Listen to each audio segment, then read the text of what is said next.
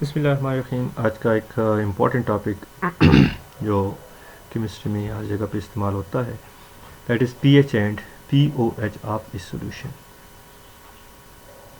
PH को हम define ऐसे करते हैं कि it is negative log of hydrogen ion concentration, और पीओएच को negative log of hydroxyl ion concentration.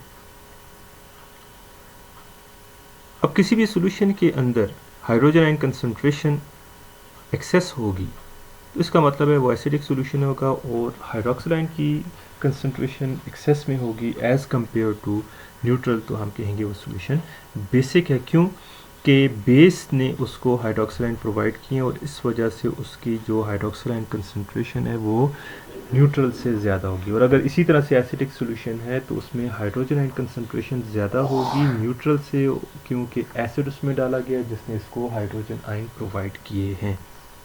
तो इस हाइड्रोजन आयन और हाइड्रोक्सिल आयन की कंसंट्रेशन से हम इसको एक्सप्रेस करते हैं कि वो सॉल्यूशन एसिडिक है या बेसिक है। तो उसको एक ख़ास तरीका बनाया गया है जिसकी जो हम पीएच और पीओएच है वो यूज़ करके एसिडिक स्ट्रेंथ को एक्सप्रेस करते हैं। अब ये हाइड्रोजन या हाइड्रोक्सिल आयन का कंसेप्ट कैसे हम इसको एक्सप्लेन करेंगे, तो इसके लिए हम देखते हैं कि सेल्फ आयनाइजेशन ऑफ वाटर एक बहुत वीक इलेक्ट्रोलाइट है, यानी बहुत मामूली सा इसमें आयंस मौजूद होते हैं, क्योंकि ये सेल्फ आयनाइज तो होता है लेकिन बहुत थोड़ा सा होता है। तो वाटर के मॉलिक्यूल हाइड्रोजन हाइड्रोक्साइड में कन्वर्ट तो होते हैं, लेकिन यहाँ पे जो प्रोडक्ट हैं वो बहुत कम होंगे, रिएक्टेंट ज़्यादा होंगे। जैसे हमने पढ़ा हुआ है कि इक्विलिब्रियम का मतलब ये नहीं होता कि 50% रिएक्टेंट प्रोडक्ट में कन्वर्ट होंगे तो इक्विलिब्रियम इस्टेब्लिश होगी। इक्विलिब्रियम में 99% रिएक्टेंट भी कन्वर्ट हो सकते हैं, 1% भी हो सकते हैं, 0.001% भी हो सकते हैं।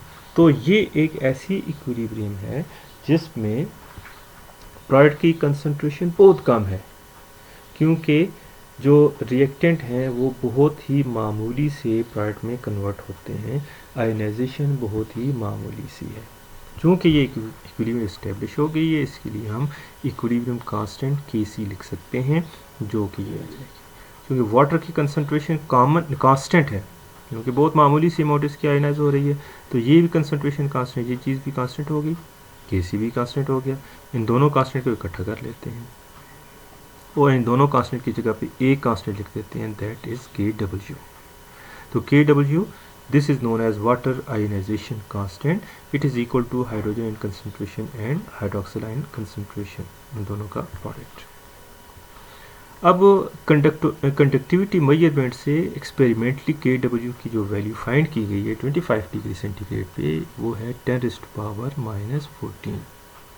और अभी हमने प्रीवियस इक्वेशन में देखा कि हाइड्रोजन और हाइड्रोक्सिल आयन कंसंट्रेशन बराबर है, इसलिए हम ये कह सकते हैं hydrogen ion concentration is equal to hydroxyl ion concentration. तो ये जो प्रीवियस इक्वेशन थी हमारे पास ये वाली Kw, इसकी जगह इसकी वैल्यू पुट कर देंगे, हाइड्रोजन आयन कंसंट्रेशन और हाइड्रोक्सिल आयन किसकी इक्वल है, हाइड्रोजन आयन कंसंट्रेशन, तो लिहाजा हम ऐसे लिख सकते हैं। तो इनको हम मल्टीप्लाई करें, पावर 2 आ जाएगी, उसका स्क्वायर रूट लेंगे तो हाइड्रोजन आयन कंसंट्रेशन 10⁻7। इसी तरह से चूँकि ये इस हाइड्रोक्सिल आयन कंसंट्रेशन के बराबर है तो 10⁻7 हाइड्रोक्सिल आयन कंसंट्रेशन हो जाएगी। तो दोनों की कंसंट्रेशन 10⁻7 है न्यूट्रल वाटर, क्योंकि हम ये वाटर की एग्जांपल ले रहे हैं।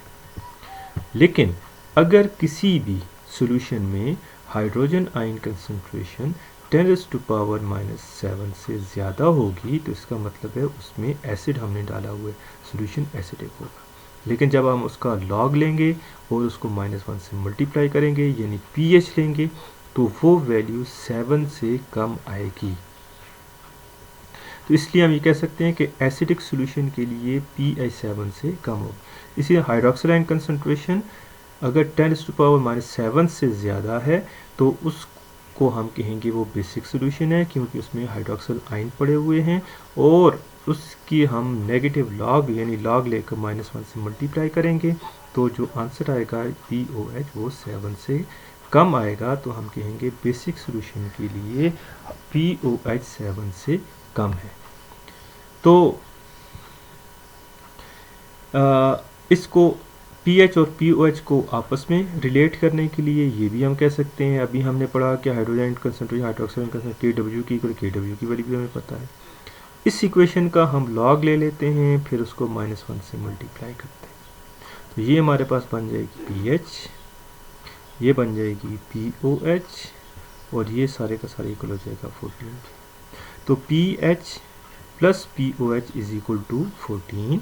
इसलिए हम कहेंगे कोई भी ऐसा सॉल्यूशन जिसकी pH 7 से कम है तो POH 7 से ज़्यादा होगी और वो सॉल्यूशन एसिडिक होगा। pH 7 से ज़्यादा है या POH 7 से कम है वो सॉल्यूशन बेसिक होगा।